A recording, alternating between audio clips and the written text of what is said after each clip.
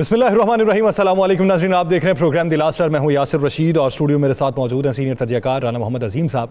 नाज़रीन, आज जो है बानी पाकिस्तान तहरीक इंसाफ इमरान खान से उनके वकील ने मुलाकात की। आज उनकी जो बहनें थीं वो भी मुलाकात के लिए गई हुई थीं, लेकिन उनकी मुलाकात नहीं हो सकी। आज मुलाकात हुई बैरिस्टर गौहर की और दीगर उनके साथ जो वकील मौजूद थे, सलमान अकरम राजा, सलमान सफदर, फैसल चौधरी, फैसल मलिक, उनकी मुलाकात हुई है। और उसमें जो पिछले दिनों में कयास आराइयाँ चल रही थी कि बानी पाकिस्तान तहरीक इंसाफ की तबीयत कुछ ख़राब है, तो आज उन्होंने ये बताया कि जब वो अदालत के अंदर पेश हुए तो उस वक्त वो पसीने में शराबूर थे, एक्सरसाइज उन्होंने कर रखी थी, सेहत उनकी ठीक थी और जो एहतजाज पाकिस्तान तहरीक इंसाफ का था इस ज़िमन के अंदर उन्हें कोई इतलात मौसूल नहीं हुई थी। और फैसल मलिक जो उनके वकील हैं वो ये कहते हैं कि उन तक अखबार भी नहीं पहुंची थी, टेलीविज़न भी जो है उस पर भी खबर उन्होंने नहीं सुन रखी थी और उन्होंने अफसोस का इजहार किया और खिराज तहसीन पेश किया बुशरा बीबी को और अली अमीन गंडापुर को। और उन्होंने उस वाक़े के ऊपर ये कहा पाकिस्तान तहरीक इंसाफ को कि उस दिन जो कुछ हुआ उसके ऊपर आप ऐवान ज़ेरी और ऐवान बाला के अंदर अपना मौसर एहतजाज जो है वो रिकॉर्ड करवाएं। और साथ ही साथ उन्होंने ये कहा कि आइंदा की जो हिकमत अमली है वो मैं बाद में बयान करूँगा। लेकिन बैरिस्टर गौहर ने उसके बाद जो मीडिया से गुफ्तगू की है उसमें बहुत सी काबिल गौर बातें। एक बात तो ये उन्होंने कहा जी कि सैकड़ों हलाकतों की वजह से जो इस वक्त बातें चल रही थीं वो जिन लोगों ने बयान दिए हम उनसे इजहार लाताल्लुकी करते हैं। उन्होंने कहा जी बानी पाकिस्तान तहरीक इंसाफ को रेंजर्स, पुलिस और कारकुनान के हवाले से 12 अफराद की अमवात का बताया गया। फिर उन्होंने ये भी बात की कि डी चौक जाने के लिए तमाम रहनुमाओं को नहीं कहा गया था। तो ये जो दो बातें उनकी तरफ से की गई हैं, इसके बाद आइंदा का मंजरनामा क्या होगा कि कौन है फिर जिसने डी चौक जाने का कहा था। दूसरी बात ये कि आज हुकूमती इकदामात के तौर पे हमें ये सुनने को मिला है कि वारंट गिरफ्तारी जारी हुए हैं और ताहिर अब्बास सफरा साहब की अदालत से वो वारंट गिरफ्तारी जारी हुए हैं, जिसमें बैरिस्टर गौहर के वारंट गिरफ्तारी जारी हुए हैं, उमर अयूब साहब के हुए हैं, शेर अफजल खान मरवत के हुए हैं, मुराद सईद के हुए हैं, फैसल जावेद के हुए हैं। तो इन रहनुमाओं के वारंट गिरफ्तारी एक तरफ जारी हुए हैं तो दूसरी तरफ हमें यह तासुर मिल रहा है कि पाकिस्तान तहरीक इंसाफ शायद बैकफुट पे है। और अगर बैकफुट पे है तो क्या हुकूमत भी बैकफुट पे दिखाई देती है? कतई तौर पे नहीं दिखाई देती। बैकडोर डिप्लोमेसी के हवाले से या मुज़ाकरात के हवाले से बैरिस्टर गौहर जो हैं उन्होंने तो आज कैटेगोरिकली ये बात की है कि कोई मुज़ाकरात नहीं चल रहे। तो क्या इस ज़िमन के अंदर कोई डायलॉग्स हो रहे हैं और अगर हो रहे हैं तो किस पैमाने के ऊपर हो रहे हैं? इसी पर बात का आगाज़ करेंगे। राना साहब की तरफ बढ़ते हैं। राना साहब, क्या समझते हैं बानी पाकिस्तान तहरीक इंसाफ जो थे उनको एहतजाज के 7 मुकदमात में गिरफ्तार किया गया, हालांकि वो थाना न्यू सेटेलाइट वाला मुकदमा था, उसमें आज जुडिशल हो गए। आज की मुलाकात से क्या नतीजा अखज़ करता है? बिस्मिल्लाहिर्रहमानिर्रहीम, अस्सलातु वस्सलामु अलैका या सय्यदी या रसूलल्लाह, अस्सलातु वस्सलामु अलैका या सय्यदी या हबीबल्लाह, ताजदार ख़त्मे नबूवत जिंदाबाद जिंदाबाद। यासिर, बात यह है, आपने जिक्र किया बैरिस्टर साहब की सारी गुफ्तगू का, मैंने भी वो सारी गुफ्तगू सुनी। असल जो चीज़ अंदर से बाहर आई है ना, जो असल अंदर बात हुई, जो मेरे पास इतला है और जिसे किसी और ने नहीं बल्कि उस मुलाकात पे मौजूद एक शख्स ने मुझे खुद बताया। उन्होंने कहा कि बानी तहरीक इंसाफ से जब बताया गया तो उन्होंने ये बात तो दुरुस्त थी, उन्हें किसी चीज़ का इल्म नहीं था। उसके बाद उन्होंने सारी बात सुनी और एक बात लफ्ज़ उन्होंने अदा किया कि मुझे अपने कारकुनों और रेंजर समेत जितने पुलिस एहलकार जो इस दुनिया से चले गए सब पे अफसोस है। हमारी सियासत कभी तशद्दुद की सियासत नहीं थी, हमारी सियासत कभी ऐसी सियासत नहीं थी, ना हम ऐसी सियासत करते हैं और ना ही हम ऐसी सियासत का हिस्सा हैं जिसमें तशद्दुद हो, जिसमें पाकिस्तान के अंदर अफरा तफरी पैदा। उन्होंने कहा कि हम सारा मामला, मैं अपनी ज़ात की खातिर ये सारा मामला जो है अल्लाह ताला की बारगाह में पेश करता हूँ कि वहाँ से मुझे इंसाफ मिलेगा। ये लफ्ज़ अदा किए गए और ये मुझे जिसने बताया वो उस मुलाकात में यासिर साहब मौजूद। और फिर बानी ने वहाँ पर कुछ लोगों की सख्त तरीन तरीके से पूछा कि अगर जुलूस वहाँ तक पहुँच भी गया तो फिर क़यादत कहाँ थी जो इससे रोकते? जब लाइटें बंद आप कह रहे होना शुरू होगी तो क़यादत कहाँ थी जो लोगों को इकट्ठा करती और उन्होंने कहती जनाब आप फलां मकाम पर पहुँच जाएं, फलां मकाम पर पहुँचे, क्या था कि किसी किस्म का तसादम ना हो। ये बात पड़ी कि उन्होंने कहा। फिर उसके बाद एक तो उन्होंने सारे इस्तीफ़े ख़त्म कर दिए। अच्छा, सलमान अकरम राजा साहब भी आपको पता ना था आज जी, सारे इस्तीफे, इवन अहमद रज़ा साहब का इस्तीफ़ा भी उन्होंने कहा नहीं, बिल्कुल उन्हें भी कहें कि आप अपने सारे लोग काम जारी रखें, मेहनत करें। पंजाब के हवाले से उन्होंने कहा जी मुझे पता है कि पंजाब के लोग निकले हैं, जिस फसायत का उनको सामना करना पा रहा है, जिस मुश्किल का उन्हें सामना करना पा रहा है, उसके बावजूद वो निकले हैं। उन्होंने कहा कि अब आप लोग अपनी जमात को मुनज़्ज़म करके काम शुरू करें। जमात के फैसले, मैं आपको ये खबर दे रहा हूँ कि जमात के फैसले जमात के ज़िम्मेदारान करेंगे। यासिर साहब, आप मेरा इशारा समझ गए ना जी, कि जमात के फैसले जमात के ज़िम्मेदारान करेंगे, कोई और नहीं करेगा। ये बिल्कुल वाज़े तौर पर आज ये कह दिया गया। एक और मैं आपको इसके अंदर खबर दे दूं कि वहां पर यह बात भी हुई है कि आप फौरी तौर पर जाके अपने साथियों के साथ मीटिंगें करें, हर चीज़ करें, अरेंज करें। और इसी दिसंबर के महीने में, मैं ये ब्रेकिंग न्यूज़ देता हूँ, आप कल से परसों से टीवी चैनल पे आपको ये नज़र आ जाएंगे कि इसी दिसंबर के महीने में 3 जलसे करें, चाहे वो KPK में हो, चाहे वो सिंध में हो, चाहे वो बलोचिस्तान में हो, और उसमें तमाम क़यादत को बुलाएं, उनका नाम रखें वर्कर कन्वेंशन, और उसमें यूनियन काउंसिल से लेकर ऊपर तक के तमाम ज़िम्मेदारान को बुलाकर उन्हें मुनज़्ज़म करें, और कारकुनों के हौसले बुलंद करें। मेरे पास तो यह भी इत्तला है कि बैरिस्टर साहब जब वहाँ से निकले हैं, आपकी प्रेस कॉन्फ्रेंस के बाद बैरिस्टर साहब किसी और जगह भी गए हैं। अच्छा, और बहुत अहम ज़राए इस बात की तस्दीक कर रहे हैं कि बैरिस्टर साहब राब्ते शुरू हैं और राब्ते जारी रहेंगे। अच्छा राना साहब, ये बताइए कि बैकडोर डिप्लोमेसी की आपने बात की है कि बैरिस्टर गौहर जो हैं वो कर रहे हैं कहीं ना कहीं बातचीत, तो आज आके वो डिनाई क्यों कर रहे थे? दूसरी बात ये कि अगर बैकडोर डिप्लोमेसी चल रही है तो उसके अंदर क्या दीगर अवामिल भी कार फरमा है, कोई और पार्टी या कोई और ऐसी शख्सियत कि जो इस मामले को ठंडा होता देखना चाहती? इस वक्त अगर आप हकीकत जाने ना, इस वक्त तो सबसे ज़्यादा जो शख्स या जो पार्टी या जो स्टेक होल्डर चाहता है कि ये मामला ठंडा, वो हुकूमत है। उसका आपको एक वाज़ेह सबूत बताता हूँ। रोज़ाना कोई एक दिन ऐसा है कि जिसमें 3 से 4 प्रेस कॉन्फ्रेंसें ना होती हों, रोज़ाना हो रही। मुझे बात बता दें, आपके पास कैमरे हैं, आपके पास CCTV फुटेज है, वो एक दिन करके यार फाइनल करें, जिसने जुर्म किया उसे सजा दें। रोज़ाना एक नई चीज़ आ जाती है। इसका मतलब यह है कि आप चाहते हैं कि यह मामला ठंडा हो जाए, या फिर आप ये फैसला कर चुके हैं कि इस जमात पर पाबंदी लग जाए। 2 चीज़ें हो सकती हैं, या जमात पर पाबंदी या फैसला ठंडा करा, या इस मामले को ठंडा करना। अब अगर आप जमात पर पाबंदी लगाते हैं यासिर साहब, 4 सूबों में ये जमात है, GB में ये जमात है, कश्मीर में ये जमात मौजूद है, उसके बाद इस वक्त पाकिस्तान की सबसे बड़ी सियासी जमात है, दुनिया में ओवरसीज के अंदर सबसे बड़ी सियासी जमात है।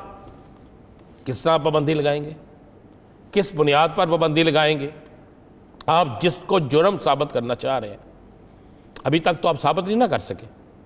अभी आप आखिरी कोर्ट से उन्हें सजाएं दिलाएं, उनके अपीलों के राइट्स भी ख़त्म हो जाएं, तो फिर आप कर सकते हैं। और अगर आप वैसे ही कर दें, क्योंकि यासिर साहब आपकी हुकूमत है, आपका पता भी कोई नहीं लगता, जब चाहे जो मर्जी कर दें, अगर आप वैसे ही कर दें तो फिर उससे क्या होगा? मैंने पहले भी कहा था, तहरीक इंसाफ पर तो पहले 1.5 साल से पाबंदी है। तहरीक इंसाफ ना अपने इंतहाबी निशान पे इलेक्शन लड़ी है, तहरीक इंसाफ ना तहरीक इंसाफ के नाम पे इलेक्शन लड़ी है। तहरीक इंसाफ इलेक्शन लड़ी है इमरान खान के नाम पर। और एक बात को ज़हन में रखिएगा, इमरान खान बानी तहरीक इंसाफ, अगर मोहम्मद बूटे के ऊपर भी चाहे उसका इंतहाबी निशान ये ऐनक हो, चाहे उसका इंतहाबी निशान आपके हाथ में जो मोबाइल महंगा सा है ये हो, ठीक है, कोई भी इंतहाबी निशान हो जनाब, वो इंतहाबी निशान जीतेगा। आपने देखा नहीं, बड़े बड़े सियासी बुर्ज उल्टे हैं, बड़े बड़े सियासी लीडर, जो कोई कहता था मैं KPK का मैं सरबराह हूँ, मेरे अलावा KPK में कोई नहीं है, वो खुद नहीं जीत सका। अच्छा राना साहब, ये बताइए कि जब उन्होंने कहा कि सच अखा दे नाल ही तुसी सवाल अगला पा देंगे, ठीक है ना, नहीं ठीक है कि ये अच्छा चले आप पूरा चले बोल ले, नहीं आप बोल ले, आप करें, बोले। अच्छा, मैंने ये कहा कि नहीं ना होना सच यार मेरे आजमे के ऊपर आप पीछे पड़े रहते हैं। डॉक्टर मेरा ठीक है, आजमा ठीक चलता है मेरा। मुझे ये बताइए, पार्टी क़यादत या पार्टी स्पोक्स पर्सन या पार्टी या तंजीम को लीड करने वालों का इशारा दिया है कि फैसले उन्हीं के चलेंगे।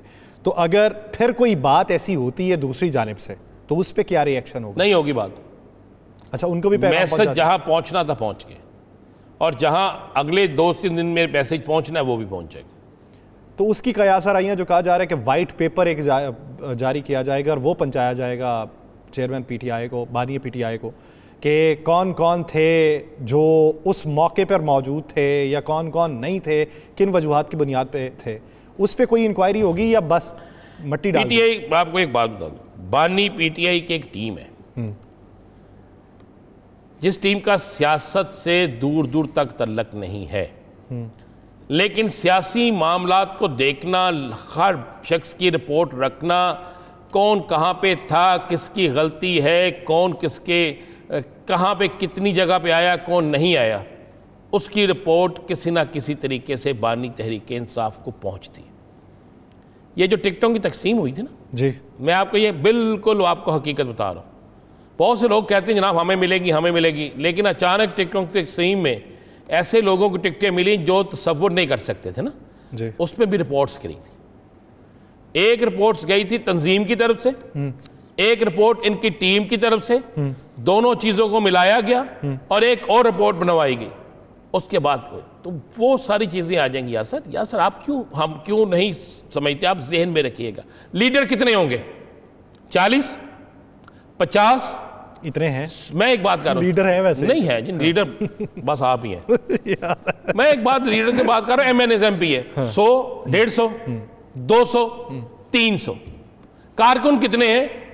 2.5 करोड़ से ज्यादा।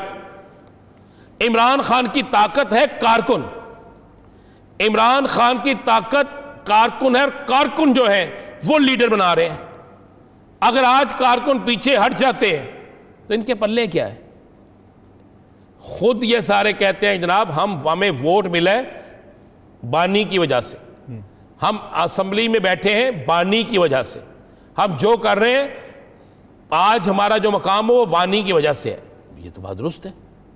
अल्लाह की रहमत ख़ास के बाद, अल्लाह की ख़ास रहमत के बाद, रसूल पाक सल्लल्लाहु अलैहि वसल्लम के ख़ास करम के बाद फिर बानी तहरीक इंसाफ है, जिन्होंने उनके ऊपर हाथ रखा और उनको अवाम ने वोट दिए। आज भी आप पाकिस्तान के, मैं तो कहता हूं कि हुकूमत को पता क्या चाहिए, ताकि हुकूमत को इस बात का इल्म हो जाए और ये बिल्कुल मामला क्लियर हो जाए, एक रेफरेंडम करा दें, न्यूट्रल रेफरेंडम, कि इस जमात पर पाबंदी लगानी चाहिए कि नहीं, इस जमात को आप लाइक करते हैं या नहीं, या पाकिस्तान की कौन सी जमात को आप लाइक करते हैं, किस जमात को आप पसंद करते हैं। यार दूध का दूध पानी का पानी हो जाएगा। थक जाते हैं अब सारा दिन। मैं अब किसी से बात हो रही थी आप जैसे दानिश्वर से, अच्छा आदमी था, उसने मुझे कहा राना साहब स्टॉक एक्सचेंज यार बड़ी कमाल जा रही है। और मैं क्या, आलू फिर महंगे ने, हर चीज तो उसी तरह महंगी है। मुझे बताया ना, मेरे सामने बैठे इस कैमरामैन को स्टॉक एक्सचेंज के ऊपर जाने का क्या फायदा है? आपको हो सकता है आपके शेयर हो, मुझे हो सकता है शायद मेरे हो, मैं अपने पे भी रख लेता हूँ ना, ठीक है, तो पक्के होंगे, शायद किसी को। लेकिन कितने लोग हैं ऐसे? अगर कोई इकदाम करना है तो इस मुल्क के उन लोगों के लिए करें जो भूख और प्यास से मर रहे हैं, उन लोगों के लिए करें। कभी ये हुकूमत सिर्फ रेशो निकाले कितने बच्चे स्कूल नहीं जा रहे, रेशो निकाले कि कितने घर हैं जहां पर एक वक्त की रोटी पकती है, रेशो निकालने के कितने लोग हैं जो मुख्तलिफ जगह से रोटी जहां पे तकसीम हो रही होती है वहां से खाना लेकर आते हैं। कभी सड़कों पर से गुजरकर एक सर्वे करें कि कितने लोग हैं जो मुख्तलिफ जगहों पर बेलचा कोई और चीज पकड़ कर बैठे हैं कि शायद हमें रोजगार मिल जाए। फिर आपको अंदाजा हो जाएगा ना कि मुल्क तरक्की के किस दौरानिए पे, ताकि आप, मैं ये नहीं कहता कि नहीं हो रहा, मैं फिर कह रहा हूं कि जो कुछ हो रहा है ना अब तक जो कुछ खरा है उसमें हुकूमत का एक टके का काम नहीं है। सब मैं फिर कह रहा हूं कि सिपा सलार की क्रेडिट है। सिपा सलार के बगैर ये जीरो है। दिखाएं मुझे कुछ करके। ये तो आलम है कि इस मुल्क के अंदर समोग हो तो आप पाकिस्तान से बाहर चले जाते हैं। ये तो आलम है कि आपने जब इंजॉय करना हो तो पकड़ते हैं हेलीकॉप्टर, आप मरी चले जाते हैं। ये तो आलम है कि जनाब चाहे आप बिलावल भुट्टो साहब भी पाकिस्तान से बाहर चले जाते हैं, मुल्क के हालात जैसे भी हो। ये तो आलम है कि ईवान सदर से बिल पास होके जाता है और आप सिंध के अंदर कहते हैं जनाब हमें तो हमारी लाशों से गुजर के जाएगा। ये तो आलम है ना, अवाम की कौन सुन रहा है? आपने कोई बिल पास होते देखा है कि जिसमें आप चले एक बिल पास हुआ कि आम शहरी जो है आम तनख्वाह इतनी होगी, है उतनी तनख्वाह? यासर साहब कम से कम तनख्वाह है उतनी? हौसला करें ना, बताएं। नहीं तो फिर हमें मानना चाहिए कि हम नहीं डिलीवर कर सके। ये अगर ये डिलीवर कर सके हैं तो हमें बताया जाए। मैं आज बड़ा खुश था, मैं चंद दिन से बड़ा खुशी की मेरी इंतहा थी कि यार कमाल हो गया, मोहसिन नकवी साहब ने एक बड़ा अच्छा काम किया, सहाफ़ियों को प्लाट दिए, या आपको मिला, हर आम सहाफ़ी को प्लाट मिला, 2000 रुपये जमा कराया, मकान भी डाल दिए। नहीं ठीक है, आज जो पता लग गया एक और इस गवर्नमेंट ने ये जो हमारी हुकूमत है बेहतरीन हुकूमत है, उसने कहा जी 1,20,000 1,20,000 जमा कराएं जी, और 20,000 महीना किस्त भी जमा करें। किस सहाफ़ी, कौन सहाफ़ी कराएगा? और 20,000 किस्त तो प्राइवेट सोसाइटियों में नहीं है, 1,20,000 कहाँ से कोई लेकर आएगा? तो हम कहते हैं हम खुशहाली की तरफ जा रहे हैं खुशहाली की तरफ। वो लोग जा रहे हैं, वो खानदान जा रहे हैं जो कभी भी गुर्बत की तरफ नहीं आए, जिन्होंने कभी गुर्बत की तरफ देखना भी गवारा नहीं किया, जिन्हें यह पता भी नहीं है, जिनकी डिक्शनरी में यह लफ्ज नहीं है कि गुर्बत भी कोई चीज़ होती है, वो बड़ी खुशहाली की तरफ जा रहे हैं। लेकिन आम आदमी से पूछ के देखें, आम कारी से पूछ के देखें, आम शख्स से पूछ के देखें कि जनाब कहाँ पे खड़े हैं, किस तरफ जा रहे हैं, क्या हालात है, ये उससे पूछ के देखें ना, तो फिर आपको पता चलेगा जनाब किस भाव बिकती है, किस भाव बिक रही है और किस भाव बिकेगी। भाई यहाँ पर ऐलान किया था कि 14 लाख देंगे कर्ज, ज़मीन भी दे दें,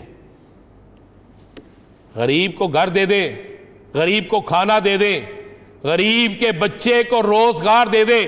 ना आप घर दें, ना आप कर्ज दें, सिर्फ अच्छा रोजगार दे दे, खुदा की कसम वो खुद ही अपना घर भी बना लेगा। जब उसे पता है कि मेरे लिए रोजगार के दरवाजे बंद हैं, जब उसे पता है यासर साहब कि मेरे लिए कोई अच्छी नौकरी नहीं है। आप मुझे बताएं, मैंने आज एक पूछा बंदे से, मैंने कहा यार आपने तो उम्रे पे जाना था, आप गए नहीं। खुदा की कसम उसने धारे मार मार के रोना शुरू कर। मैं शायद इसके पास पैसे नहीं है। उसने कहा बड़ी मुश्किल से पैसे जमा किए हैं, आज 4 माह हो गया पासपोर्ट नहीं आ रहे। उसने कहा मेरी शायद किस्मत, मैं रो क्यों रहा हूँ? उसने कहा यार मेरी किस्मत इतनी बुरी है कि मैं उस मुल्क में रह रहा हूँ, 4 माह से पासपोर्ट नहीं आ रहा। कहता मुझे, वो कहते हैं कि दोबारा अप्लाई करें फास्ट ट्रैक पे तो शायद। भाई क्यों नहीं आ रहा पासपोर्ट? क्या ये पासपोर्ट किसी और मुल्क से बन के आना है? फिर आप कह रहे हैं स्टॉक एक्सचेंज बुलंदियों की सतह पर पहुंच गई, मुल्क ने बड़ी तरक्की कर ली, बहुत तरक्की कर ली, क्या करें? अवार्ड लेके आए, कोई हुक्मरानों को अवार्ड दें, तैयार करवाते हैं। एक ब्रेक लेनी है मुझे, ब्रेक लेने के बाद बताएं। नाजरीन, तर्जुमान जमीयत उलमा इस्लाम पे असलम गौरी साहब हमें ज्वाइन करेंगे, कहीं नहीं जाएगा शेखदास।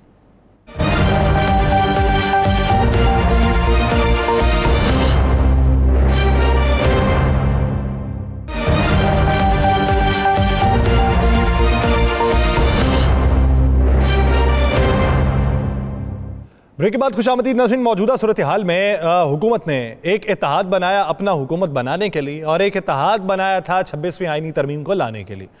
उस इत्तेहाद में मौलाना फजलुर रहमान साहब की जमात जो थी उसने एक अहम किरदार अदा किया था, और मौलाना फजलुर रहमान साहब ने उस वक्त ये बात की थी कि हमने सांप के डंग निकाले हैं और हमने वो रास्ता रोका है जो रास्ता ख़तरनाक था, और इसका जो मुस्तकबिल है वो आने वाले दिनों के अंदर पाकिस्तान में अच्छी छाप छोड़ के जाएगा। लेकिन 26वीं आईनी तरमीम मंजूर हुई तो उसी के तनाजुर में कानून साजी भी हुई। कानून साजी के ऊपर मौलाना फजलुर रहमान साहब को एतराज़ हुआ, और उन्होंने उसके बाद अब तक की जो बातें की हैं उसमें आखिरी बात जो उन्होंने की, उन्होंने ये कहा कि 26वीं तरमीम के बाद हुकूमत ने वही काम शुरू कर दिए जिससे उन्हें हम रोक रहे थे। और फिर एक बात यह कि 26वीं आईनी तरमीम के तनाजुर में मौलाना फजलुर रहमान साहब ने जो मदरसों के रजिस्ट्रेशन के हवाले से मामला रखा था वो ऐवान सदर में मामला गया, ऐवान सदर में उसकी मंजूरी ना हो सकी, उसके ऊपर 8 एतराज़ात जो हैं वो बरकरार रख दिए, और 8 एतराज़ात जो उस पर उठाए गए हैं ना उसका जवाब कोई दाखिल किया जा चुका है, ना उसके ऊपर दस्तखत के इम्कानात दिखाई दे रहे हैं। और इस ज़मन के अंदर मौलाना फजलुर रहमान साहब कहते हैं मुतालिबात ना माने गए तो हम सड़कों पर आएंगे। तो सड़कों पर आने के इम्कानात कब तक के हैं? इसी बारे में बात करने के लिए हमें ज्वाइन किया है तर्जुमान जमीयत उलमा इस्लाम फ़े पाकिस्तान असलम गौरी साहब। असलम गौरी साहब, बहुत शुक्रिया आपके वक्त का। असलम गौरी साहब, तहरीक आपने चलाई, तहरीक इस वक्त सिंध के दौरे के ऊपर थी और सिंध में लाड़काना और सखर में बड़े आपके जलसे हुए हैं, उसमें भी बातें हुई हैं, लेकिन क्या वजह है कि हर बार जिनके ऊपर आपने तकिया किया, जिनके ऊपर एतमाद किया, जिन्होंने आपसे वादे किए, वो वादे कभी वफा ना कर सके और आप फिर भी उनके साथ अग्रीमेंट कर लेते हैं? बहुत शुक्रिया आपका। असल में बात यह है कि हमने तो तहरीक चलाई थी फरवरी के इलेक्शन के फौरन बाद, और उसका नाम रखा था अवामी असम्बली, जिसके हम 7 प्रोग्राम कर चुके हैं सखर बशमूल सखर, और अभी 8वां प्रोग्राम 8 दिसंबर को हम पेशावर में करने जा रहे हैं। तो मेरे मोहतरम दोस्त, बात यह है कि एतमाद सियासत में किया जाता है और एक दूसरे के बात को समझा जाता है।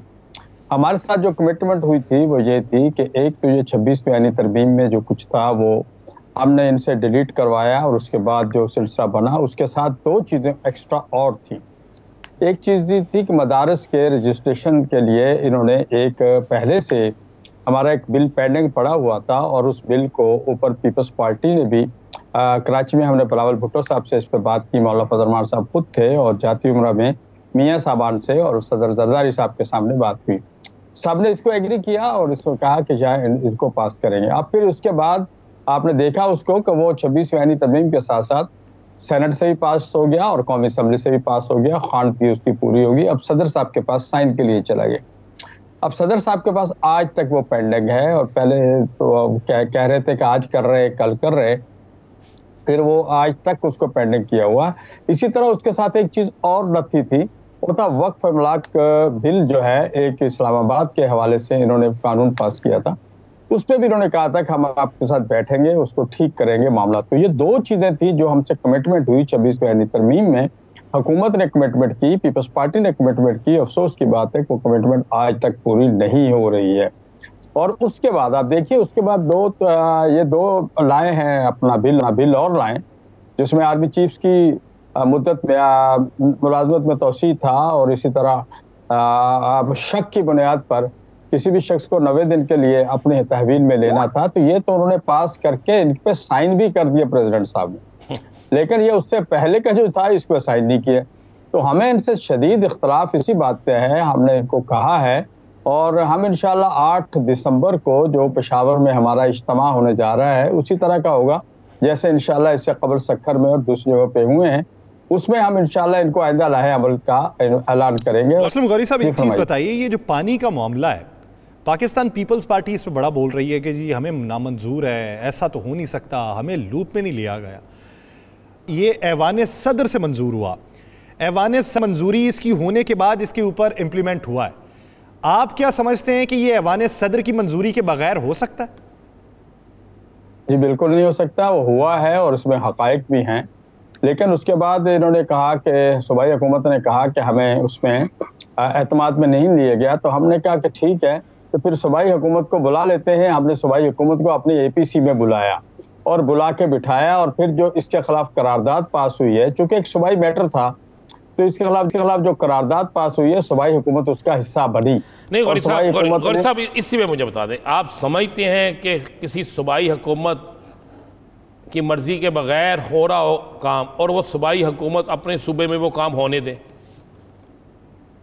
नहीं, मेरा ख्याल सूबाई हुकूमत तो मैं इसलिए नहीं कहना चाह रहा कि वो जिस अंदाज में आए और आके हमारे साथ बैठे हैं, और उन्होंने आके जिस तरह करारदाद के मतन को सारी अच्छी तरह पढ़ा और पढ़ के बनाया, उनकी क्या मजबूरी थी ये तो अल्लाह आलम वही बता सकते हैं। उन्होंने मुकम्मल उस पर तावन भी किया और उसका ऐलान भी किया।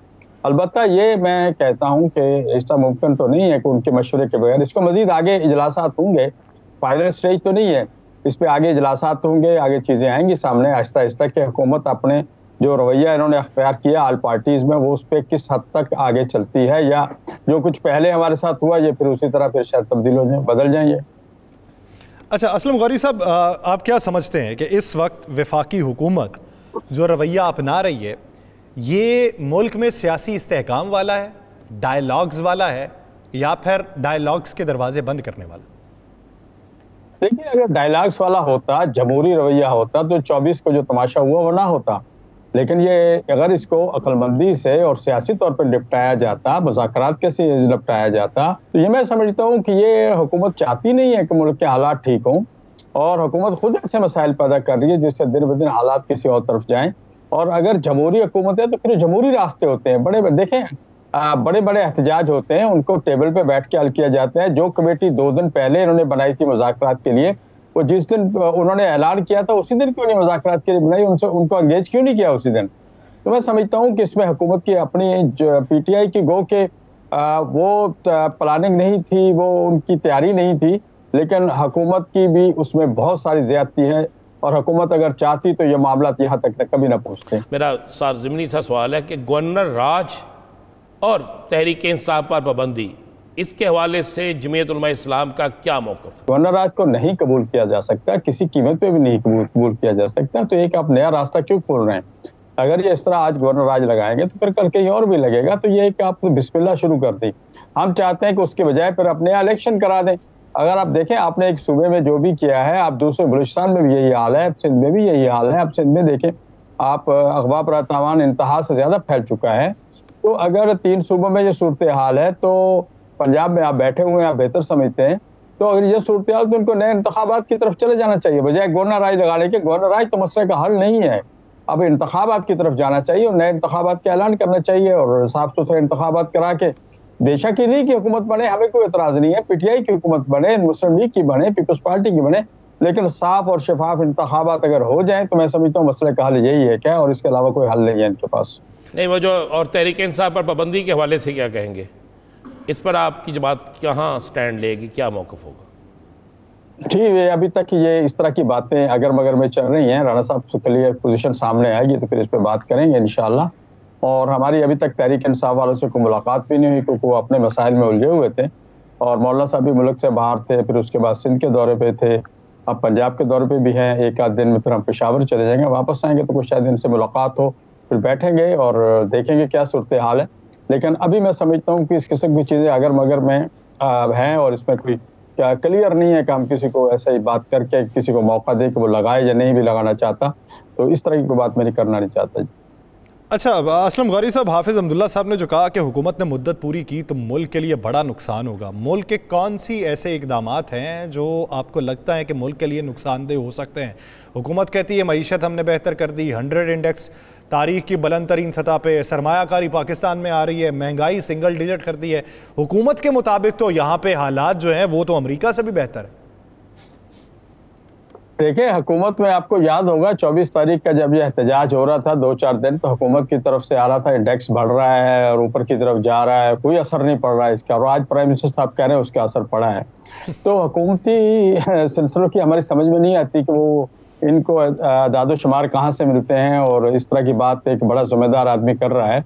और पिछले अगर बयानात उठा लेते अपने मिनिस्टरों के तो इनको पता चल जाता कि पहले हमने क्या कहा और अब क्या। दूसरी बात जो आपने कही है कि मैं समझता हूँ, हम भी यही समझते हैं कि हुकूमत इस वक्त बैसाखियों पे खड़ी है। आपको याद होगा पिछले दिनों पीपल्स पार्टी नाराज हो गई थी, फिर इनको मनाना पड़ता है।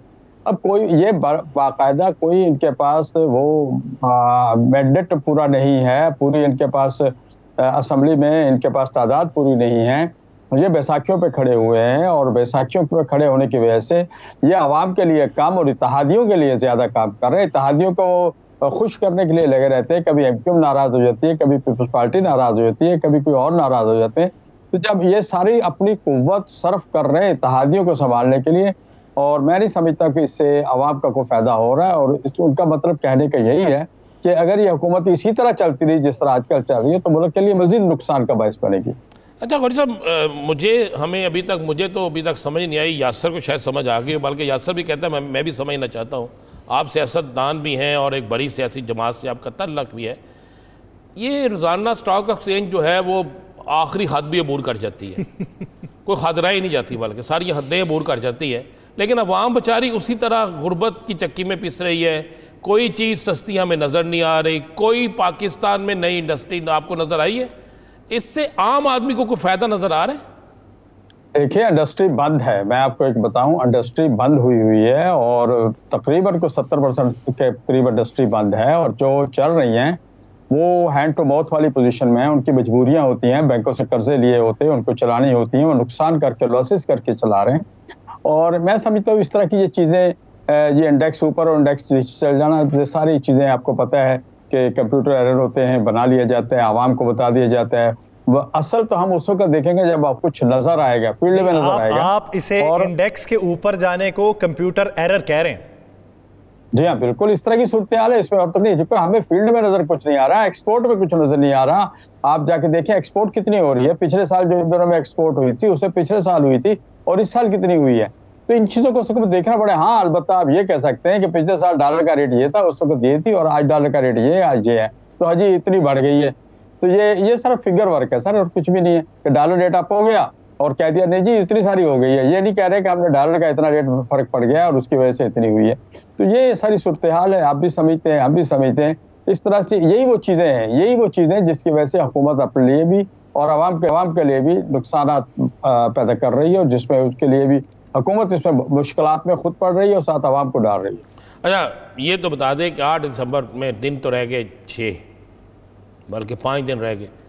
उसके बाद अगर ये 8 दिसंबर तक नहीं करते तो आपने कहा कि फिर हम अपना लाया अमल इख्तियार करेंगे। क्या हुकूमत ने आपकी वार्निंग के बाद कोई राब्ता किया है?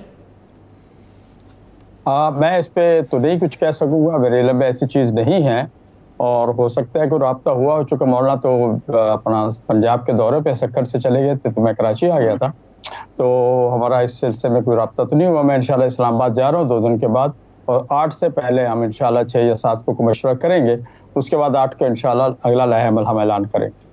अच्छा असलम गौरी साहब, एक चीज़ समझाइए, पाकिस्तान तहरीक इंसाफ कोई एहतजाजी जलसा करना चाहती है, कॉर्नर मीटिंग करना चाहती है, तो उसको करने की इजाज़त नहीं।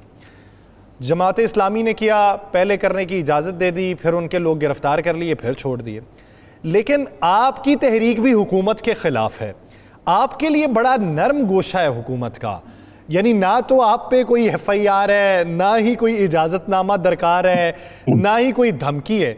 तो ये आपसे वो जो रिलेशन है वो दूसरी जमातों से क्यों नहीं है? उसके पीछे की क्या मंतिक? देखिए, मैं समझता हूँ कि इसमें ये हमने सब कुछ भुगता हुआ है, ये चीज़ें जो हो रही है। लेकिन तहरीक इंसाफ ने जिस तरह से अली अमीन साहब ने जो रवैये से ऐलान किया था, उससे सामने वाला भी इश्तिहाल में आते हैं। हमने उस वक्त भी कहा था कि यह क़यादत जो है PTI की जो मौजूदा क़यादत है, चेयरमैन है, जनरल सेक्रेटरी है, उन लोगों को करनी चाहिए थी, वो अनाउंस करते। तो और उन्होंने अनाउंस नहीं की, और उन्होंने जो इस अंदाज में अनाउंस की और जो उन्होंने अंदाज अपनाया, इन्होंने भी उसी तरह का अंदाज अपनाया। मेरा ख्याल उनके दरमियान में तो ये एक सिलसिला है। बाकी रह गया हमारा तो आपको पता है, आज नहीं, हम तो PTI के दौर में भी हम इसी तरह आए थे, और कराची से एक बहुत बड़ा मार्च करते हुए हम लाहौर इस्लामाबाद गए थे। अब हमारे पे उस वक्त भी कोई मुकदमात नहीं हुए थे, इसलिए कि हमने अमनो अमान से अपना देखें, हम जमहूरी अंदाज तक समझना चाहते हैं ना कि हर दौर में जो है आपका पुरअमन तरीके से यहाँ पे कुछ नहीं होता। ये मान लिया अली अमीन गंडापुर ने ये सारा कुछ कहा, लेकिन एक लाहौर का एक जलसा हुआ था जिसको पूरे टाइम पे आके साउंड बंद करा दिया गया, पुलिस स्टेज पे आ गई, उसमें तो किसी ने कुछ कहा भी नहीं था। उस वक्त क्यों ऐसा किया गया?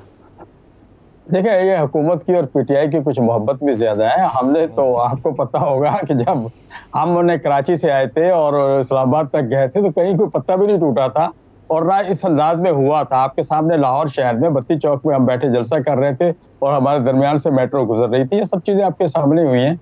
जमहूरी अंदाज में अगर हम कोई प्रोटेस्ट हम करना चाहें, कोई भी पार्टी करना चाहे, जमात इस्लामी को भी अगर उन्होंने एक जगह दे दी, वो जमात इस्लामी वहां चली गई और 8-10 दिन 12 दिन बैठे रहे। वो जो 32 चौक वाला आपका वो जो जलसा था, वो मेरे ख्याल से तहफ़्फ़ुज़े ख़त्म नबूवत वाला था ना, उसी का तज़किरा? नहीं, ये वो मार्च था। नहीं, जब ये कराची आज़ादी मार्च जो कराची से आया था, आज़ादी मार्च था, आज़ादी मार्च जो कराची से आया था, इस्लामाबाद गया था। अच्छा, वो उस दिन वाला पूछना है, वही जो तहफ़्फ़ुज़े ख़त्म नबूवत वाला था, उसकी इजाज़त ली थी आपने?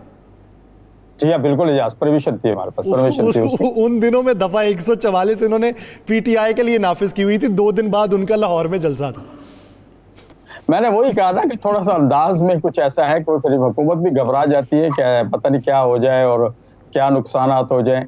बहरहाल हमने तो हर चीज़ के अल्हम्दुलिल्लाह इतना बड़ा जलसा, आप शायद लाहौर की तारीख में इससे कबल इतना बड़ा जलसा नहीं हुआ, आपने देखा होगा, लेकिन कोई ऐसा नुकसान नहीं हुआ। बल्कि हमने वहाँ पर पार्क में भी कोई नुकसान अगर छोटा मोटा हुआ भी तो उसको बाद में हमने रिपेयर करके हुकूमत के हवाले किया।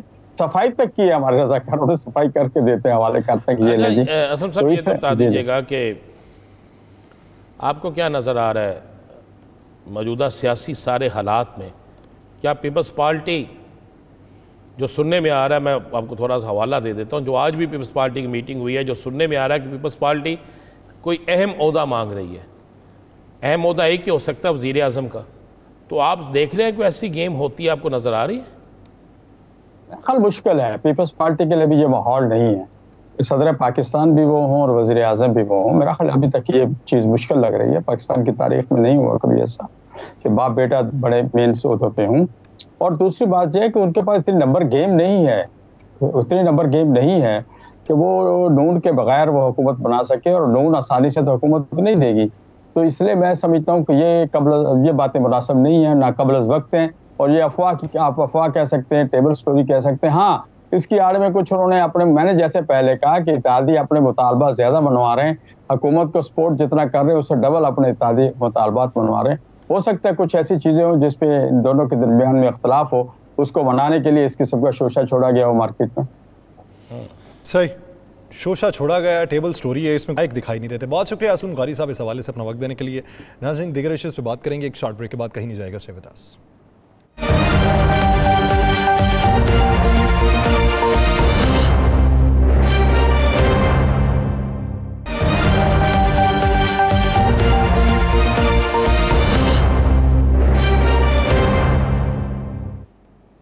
ब्रेक के बाद खुशामदीद। नाज़रीन, मुख्तलिफ अदवार में मुख्तलिफ हुकूमतों के मुख्तलिफ चैलेंजेस रहे हैं।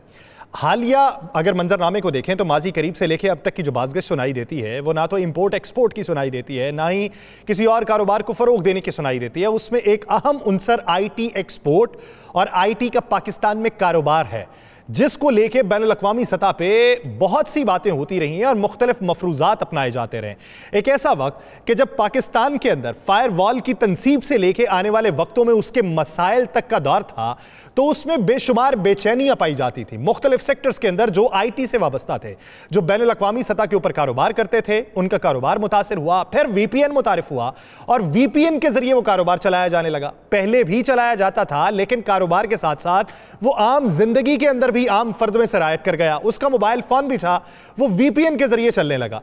लेकिन फिर ऐसा वक्त भी आया कि जब ये कहा गया कि VPN जो है वो भी रजिस्टर्ड किए जाएंगे, और ऐसे VPN जिनसे गैर कानूनी मवाद तक रसाई हासिल होती है उसको बंद कर दिया जाएगा। एक नया अमल शुरू हुआ जिससे टेलीकॉम का सेक्टर जो है उसके ऊपर एक सवालिया निशान लगा है, और उसके बाद ऐसे लोग जो IT सेक्टर के अंदर काम कर रहे हैं वो पाकिस्तान में काम करने को क्या अब तरजीह दे रहे हैं? मुस्तकबिल करीब में कब तक ये मामलात चलते रहेंगे? और अगर आपकी फ़ोन कॉल अभी मुतासिर हो रही है तो वो किस वजह से मुतासिर हो रही है, और VPN इस्तेमाल करना किस हद तक महफूज या गैर महफूज है? इसी बारे में बात करेंगे। हमें ज्वाइन किया IT एक्सपर्ट कमल चीमा साहिबा ने। कमल चीमा साहिबा, बहुत शुक्रिया आपके वक्त का। कमल साहिबा, जिस तरीके से आप को अच्छे तरीके से मालूम है कि पाकिस्तान किस दौर से गुजरा है और हम कहाँ तक पहुँच चुके हैं, यानी माजी करीब में जो जो कुछ होता रहा उसके नताइज हमने भुगत लिए। अभी बातें जो हो रही हैं वो VPN के महफूज और गैर महफूज होने की हैं, ये वफाकी हुकूमत हमें कहती है। तो अगर VPN के IP एड्रेसेस ब्लॉक होना शुरू हो जाएंगे और वो पेड VPN पे मामला जाना शुरू हो जाएगा, तो उससे बेहतरी होगी, नुकसान होगा, या मुस्तकबिल में कोई ना कोई और रास्ता निकाला जाएगा?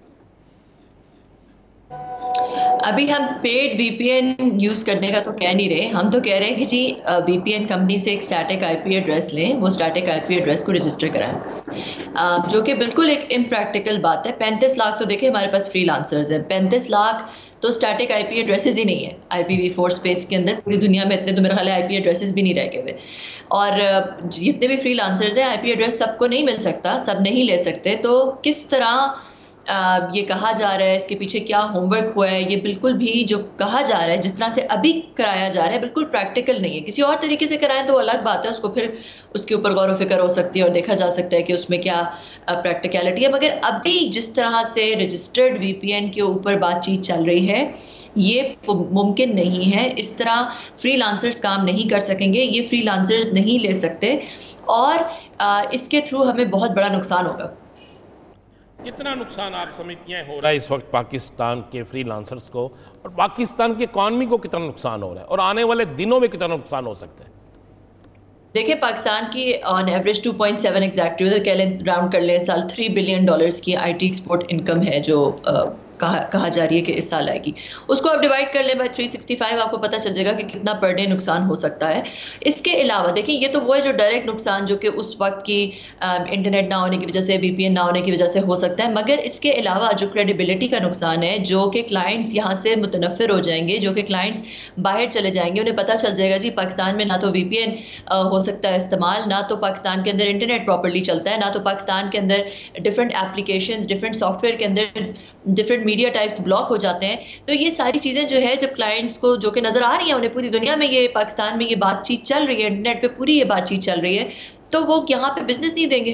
पाकिस्तान के अंदर जो फ्रीलांसर्स हैं, उनको बिजनेस नहीं मिलेगा। इतनी मुश्किल से जो लोगों ने अपने क्लाइंट्स जमा किए हुए हैं, वो उनको वो लूज़ कर देंगे, they will lose those clients. और फिर एंड में क्या होगा कि अगर ये चीज़ें, कुछ हालात ठीक भी हो जाते हैं, उसके बावजूद भी, उसके बाद भी इस इनकम को रीबिल्ड करने में बहुत ज़्यादा टाइम लग जाएगा।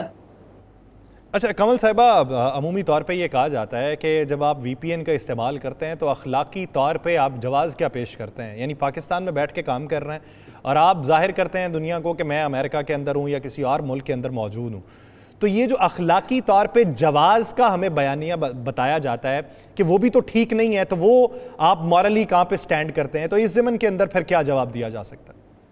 देखिए, ये तो एक बिल्कुल लाफेबल बात है, हंसी वाली बात है कि यहाँ पे बैठ के लोग जो है वो ये सिर्फ कह रहे हैं, ये तो बहुत एक छोटी सी % होगी। क्या टेक्नोलॉजी के बारे में कुछ नहीं पता? पाकिस्तान में ये सिर्फ इसलिए नहीं है कि आप VPN लगा लें तो आप पता लगेगा कि आप अमेरिका बैठे हैं या इंग्लैंड बैठे हैं। VPN का मकसद ये होता है कि इंटरनेट के ऊपर कोई भी कंपनी अपना डेटा प्लेन टेक्स्ट में जाने नहीं देती, क्योंकि इंटरनेट ओपन है। इंटरनेट के ऊपर कोई भी आप किसी भी कंपनी का डेटा चोरी कर लेता है। कंपनीज के अपने VPNs होते हैं जो कि कहीं से भी, दुनिया से कहीं से भी कोई भी रिमोट वर्कर को जब वो हायर करती हैं, तो वो सिर्फ और सिर्फ उस VPN के थ्रू ही कंपनी का डेटा सेंटर, कंपनी के सर्वर्स, कंपनी का डेटा एक्सेस कर सकता है। क्योंकि कोई कंपनी ऐसी दुनिया में नहीं होगी जो कि अपना डेटा VPN के बगैर इंटरनेट पे किसी को काम करने देगी। आप सादा अल्फाज में ये कह रही हैं कि VPN किसी कंपनी, किसी शख्स के लिए एक सेफ्टी वॉल है। सेफ्टी, हाँ एग्जैक्टली। ये बहुत एक छोटा सा इस्तेमाल है VPN का, कि जहाँ पे कोई कॉल सेंटर में बैठा है या कोई कंपनी, IT की कंपनी यहाँ पे है जो कि अपने क्लाइंट्स को बता रही है कि भाई हम अमेरिका में बैठे हैं। ये बहुत छोटा सा है। बड़ी चीज़ ये होती है कि VPN जो है वो इंटरनेट पे सिक्योरिटी प्रोवाइड करता है, डेटा को इनक्रिप्ट करता है। इंटरनेट जो कि ओपन होता है, उसके ऊपर एक प्राइवेट टनल दे देता है ताकि उसके अंदर सारा जो है वो प्राइवेट प्रोटेक्टेड डेटा हो। रिमोट वर्क हो ही नहीं सकता अगर VPN एग्जिस्ट ना करे, तो रिमोट वर्क नहीं हो सकता। ये सिर्फ VPN की टेक्नोलॉजी है जिसकी वजह से रिमोट वर्क पॉसिबल है। अगर कोई अमेरिका में बैठा है और वो अमेरिका में अपनी वर्क फ्रॉम होम कर रहा है, अमेरिका में अपनी कंपनी के साथ कोई डेटा एक्सेस कर रहा है, उसको भी VPN लगाना होता है। ठीक है, मैंने इतने साल सिस्को में काम किया, मैं कहीं पे भी घर पे बैठ के VPN के बगैर सिस्को के सर्वर्स के साथ नहीं कनेक्ट कर सकती थी। ठीक है, क्योंकि सिस्को नहीं चाहेगा कि वो अपनी जो अपना डेटा है वो इंटरनेट पे खुलेआम छोड़ दे। अच्छा, जहाँ पर फ्रीलांसर मुतासर हो रहे हैं, जहाँ पर यहाँ से इस मुल्क से कंपनियाँ जा सकती हैं, जो मोबाइल्स कंपनियाँ हैं, जो यूफोन है या मोबाइलिंग है, दूसरी दीगर कंपनीज हैं, आप नहीं समझते कि उनको भी इसका नुकसान हो रहा, वो भी पाकिस्तान से जा सकती हैं? देखें, जितनी भी कंपनीज जो कि IT सेक्टर में काम करती हैं, मोबाइल कंपनीज अपनी बहुत सारी सर्विसेज जो है वो OTT देती हैं, बहुत सारे और चीज़ें हैं। और दूसरा ये कि जब इतनी ज़्यादा 4G के ऊपर या जब भी इस तरह की इंटरनेट थ्रॉटलिंग होती है, जब भी होती ये इस तरह की चीज़ें होती हैं, तो ये हर एक को इसका नुकसान होता है और हर एक को ये प्रॉब्लम हो सकती है। ठीक है, मतलब देखिए, पाकिस्तान में जो डेटा है, जो उनका रेवेन्यू है बहुत ज़्यादा, वो इस तरह के बैंडविड्थ यूजेज से आता है, वो सारा रेवेन्यू उनका इफेक्ट हो रहा होगा 100%। अच्छा कमल साहिबा, जिस तरह दुनिया बात कर रही है 5G पे जाने की, हम तो सिंगल G को तरस रहे हैं। ये अभी मौजूदा सूरत हाल में हुकूमत से पूछें तो वो कहती है कि कोई ब्लॉकेज नहीं है किसी सतह से भी, लेकिन हम ये देखते हैं कि हमारा डेटा चलते चलते बंद हो जाता है, उसके ऊपर एज आना शुरू हो जाएगा, या कॉल्स हम जो सिंपल जीएसएम कॉल्स में लाते हैं उसके अंदर आवाज़ में इतनी रुकावट है कि माजी के अंदर दिखाई नहीं देती थी, जब पाकिस्तान के अंदर 2G था तब भी ऐसी नहीं दिखाई देती थी। इसकी वजह पीछे क्या है? देखिए, अगर मैं सिर्फ टेक्नोलॉजी के पर्सपेक्टिव से बात करूँ, ये तो आप हुकूमत से पूछ सकते हैं, मिनिस्ट्री ऑफ आईटी से पूछ सकते हैं कि एग्जैक्टली वजह क्या है। मगर अगर मैं एज अ टेक्नोलॉजी पर्सन बात करूँ तो इंटरनेट की थ्रॉटलिंग हो रही है कहीं ना कहीं, इंटरनेट को कहीं ना कहीं रोका जा रहा है। इंटरनेट में जो डिफरेंट सॉफ्टवेयर इस्तेमाल, जैसे व्हाट्सएप एक एप्लीकेशन है, व्हाट्सएप के अंदर जो डिफरेंट मीडिया टाइप्स है उनको ब्लॉक किया जा रहा है। तो ये किसी ना किसी एक्सटर्नल डिवाइस के थ्रू मुमकिन हो सकता है, या तो वो कोई फायरवॉल हो या DPI हो या इस तरह की कोई चीज़ हो, उसी के थ्रू ये मुमकिन होता है। इंटरनेट थ्रॉटलिंग भी इसी तरह मुमकिन होती है। तो इसलिए ये तो नज़र आ रहा है कि मतलब जो भी आम यूज़र है जो कि इंटरनेट को इस्तेमाल कर रहा है या 4G पे इंटरनेट को इस्तेमाल कर रहा है, वो ये सब लोग एक्सपीरियंस कर रहे हैं। किसी एक बंदे का या चंद बंदों का तो एक्सपीरियंस है नहीं, ये तो एक बहुत वाइड स्प्रेड वेल नोन बात है और वेल नोन एक्सपीरियंस है। आप हर बंदे से पूछें उसको, उसने ये प्रॉब्लम्स फेस की हुई हैं। अच्छा, भारत के अंदर और अमेरिका के अंदर, इन दो मुल्कों के अंदर इंतखाबात में सोशल मीडिया का बेइंतहा इस्तेमाल हुआ, चाहे वो इल्ज़ामात की सूरत में हुआ, स्कैंडल की सूरत में हुआ, किसी और भी सूरत में हुआ। वहाँ पर तो ये मामला नहीं हुआ। आखिरकार पाकिस्तान में ये मामला कुछ टेक्निकल बुनियाद पे है या आप समझती हैं कि ये सियासी बुनियादों पर ही किसी चीज़ को रोकने के लिए किया जा रहा है? इसके ऊपर मैं कुछ कह नहीं सकती। मेरा अपना जो पर्सनल ओपिनियन है वो अपना एक पर्सनल ओपिनियन है, जो कि मुझे लगता है यही है कि क्योंकि जो सियासी इवेंट हो रहे हैं उनसे कोइंसाइड कर रही है हुकूमत की ये बंदिश, तो ये कहना एक लॉजिकल कंक्लूजन बिल्कुल एक आम शख्स के लिए एक अक्ल को बात अपील करती है कि ये पॉलिटिकल रीजंस की वजह से ही हो रहा है। अच्छा कमल साहिबा, एक चीज़ ये बताइए कि क्या पूरे सोशल मीडिया के ऊपर कंट्रोल पाया जा सकता है? ऐसे डिवाइसेस हैं कि जिससे गेटवे का एक ऐसा तरीका अपनाया जाए कि जिसमें चीज़ें छांटी कर ली जाएं कि ये मवाद जाएगा या ये नहीं जाएगा? क्या ऐसा मुमकिनात में से है? और अगर है तो उसके लिए कितना अरसा दरकार होगा, कितनी वो मशीनरी दरकार होगी, या कितनी जिद्दत पसंदी चाहिए? देखिए, ये जितनी भी सोशल मीडिया कंपनीज हैं इनको हम तो ओन नहीं करते, तो इसलिए इन कंपनीज के ऊपर हमारा बहुत कम कंट्रोल है। हाँ अलबत्ता, अच्छा, और इनमें कुछ ऐसी कंपनीज हैं जिनका जो डेटा जब जाता है तो वो बिल्कुल इंक्रिप्टेड होता है, ठीक है। जब जहाँ पे भी जो भी कंपनीज AES 256 इंक्रिप्शन को इस्तेमाल करती हैं, उसका पैकेट खोल के देखना कि कौन सा डेटा अलाउ करना है, कौन सा नहीं अलाउ करना, बिल्कुल नामुमकिन है। हाँ अलबत्ता ये ज़रूर हो सकता है कि डिफरेंट मीडिया टाइप, आपने देखा होगा व्हाट्सएप पे ऑडियो मैसेजेस या वीडियो मैसेजेस डाउनलोड नहीं हो रहे, या जो पिक्चर्स हैं वो डाउनलोड नहीं हो रही, कि आप डिफरेंट जो सॉफ्टवेयर हैं या एप्लीकेशंस हैं उनका आप media type, certain media type block कर सकते हैं। तो ये बिल्कुल मुमकिन है। तो इसलिए जो हम किसी भी फायरवॉल या किसी भी इस तरह के DPI के थ्रू अगर कुछ किया जा सकता है तो उस पर लिमिटेशन ज़रूर है, क्योंकि इन सोशल मीडिया कंपनीज को हमारी जो हम नहीं ओन करते। अच्छा, ये फायरवॉल बड़ा शोर मचा हुआ है। फायरवॉल कितना अरसा, क्या ऐसा मुमकिन है कि ये फायरवॉल ताहयात जब तक पाकिस्तान में वो चाहे रह सकती है? क्या फायरवॉल से ये सारी चीज़ें रुक सकती हैं या ये सिर्फ एक महसूस चीज़ के लिए होती है? देखें, जो फायरवॉल टेक्नोलॉजी होती है ना, अब सिर्फ टेक्नोलॉजी की बात करते हैं, पाकिस्तान में क्या है क्या नहीं है हमें नहीं पता, मगर अगर सिर्फ मैं टेक्नोलॉजी की बात करूं, फायरवॉल इटसेल्फ जो है वो सिर्फ ये देखती है कहाँ से पैकेट आ रहा है, कहाँ पे जा रहा है, और उसके बेसिस पे उसको वो ब्लॉक कर सकती है, जाने दे सकती है, उसको डिफरेंटली ट्रीट कर सकती है। फिर फायरवॉल के साथ जो नेक्स्ट जनरेशन फायरवॉल, इसके अंदर और सारी बहुत टेक्नोलॉजीज और डाल दी हैं, ठीक है, जिसमें डीप पैकेट इंस्पेक्शन हो गया, और चीज़ें आ गई, वेब मॉनिटरिंग होगी एक्सेट्रा, तो उसके अंदर फिर आप और चीज़ें कर सकते हैं। अच्छा, अब जो सोशल मीडिया इंक्रिप्टेड है, जैसे कि मैंने आपको पहले बताया कि जो कि प्रॉपरली इंक्रिप्टेड है उसको कोई फायरवॉल खोल के उसके कंटेंट को नहीं देख सकती। ये ज़रूर कर सकती है कि डिफरेंट जो मीडिया टाइप्स हैं वो ब्लॉक कर दी जाए, ठीक है, मगर कुछ ऐसा सोशल मीडिया होता है जिसमें उस लेवल की इंक्रिप्शन नहीं होती, वहाँ पे आप डिफरेंट रूल्स लगा के और कंटेंट को बेस्ड ऑन, जैसे कुछ वीडियोस यूट्यूब पे चलती हैं, कुछ वीडियोस नहीं चलती हैं, तो वो आप उस तरह की चीज़ें की जा सकती हैं। बिल्कुल। उस तरह की चीज़ें की जा सकती हैं, लेकिन वो मीडिया टाइप को ब्लॉक किया जा सकता है। मजमूई तौर पे आप इनक्रिप्टेड वो जो डिवाइस है उसको कंट्रोल नहीं कर सकते। बहुत शुक्रिया कमल चीमा साहिबा इस अपना वक्त देने के लिए। नाज़रीन, प्रोग्राम का वक्त ख़त्म हुआ चाहता है। मुझे और राना साहब को दीजिए इजाज़त। आपसे मुलाकात होगी कल। अपना बहुत सा ख्याल रखिएगा। अल्लाह निगहबान।